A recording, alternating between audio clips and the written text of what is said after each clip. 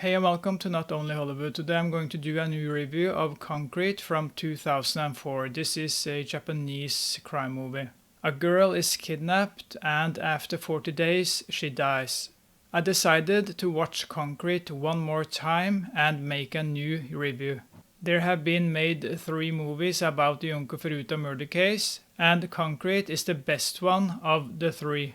The first movie is very similar to Concrete. Concrete Encased High School Murder Case is the name of that movie. Concrete has some better actors. The second movie, Juvenile Crime from 1997, is a movie you should pretend doesn't exist. It's an immature movie that's sleazy and provocative in the wrong way. The first act offers the best act of the movie when we follow the protagonist who's trying to fit in with society after having trouble with the law. After a while he joins the Yakuza and he has a girlfriend that he's planning to marry. But after joining the Yakuza, his plans for the future are scrapped. He starts recruiting people he knows to join him and they start to terrorize women. Then they pick up a woman who's not named Junko Furuta in the movie, and you should know the rest of the story by now. I will not spend much time telling you what they did to her. That's something you can read on Wikipedia. After the first 30 minutes, the quality drops significantly. Besides the terrible script, the biggest problem is the actress who plays Junko Furuta. She is so bad. She gives you a reason to not watch the movie. She can't convey emotions at all. She's only good at pretending to be unconscious. And the best scenes with her are when she's unconscious, when the boys beat her up. But she's a disaster in this role when she's awake. So just keep on sleeping, so-called actress. The script is a mess. The first 30 minutes isn't good, but it tries at least to tell us who the protagonist is. And we understand that he's a rotten apple. Then in the second act, he has a gang of his own and they terrorize women. After a while, they kidnap the character that's not named Junko Furuta in this movie. But it's her. And that's when her 40 days in hell start. So we get to see some nasty things when they start working on the innocent girl.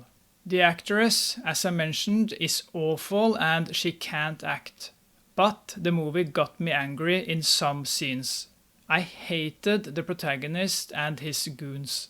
It's sick to see how low a person can sink to do the things they do to another human being who hasn't harmed a fly. These guys should never have been born.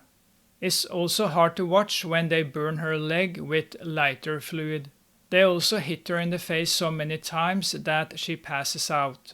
Her face is swollen and the burn mark on her leg is nasty. As long as the actress pretends to be unconscious, these scenes work and the scenes will make you angry. But as a movie, this is a bad movie that spits on the real Junko Furuta. It's not a movie that respects her and what happened to her. None of the 3 movies they have made about this case has had competent directors. If the Japanese are planning to make another movie about this case, I hope that a heavy drama director takes control. The director should focus on the most important things, which isn't the violence and torture, but who Junko Furuta was as a person. Tell the story of when she was happy and the contact she had with other people. Then switch to the court case and maybe show a few pictures of her injuries. Then tell us what the perpetrators did to her with the use of just words. That's class, and that would treat this sensitive case with respect. But I got a feeling that there are many more people who should be punished. There must have been several people who knew about where Junko Furuta was. The parents of one of the perpetrators knew about it since they ate food with Junko Furuta several times when the perpetrators hid there. But they were afraid of their violent son. They should spend the rest of their lives in jail. They are as guilty as the sick boys. How can they live with themselves?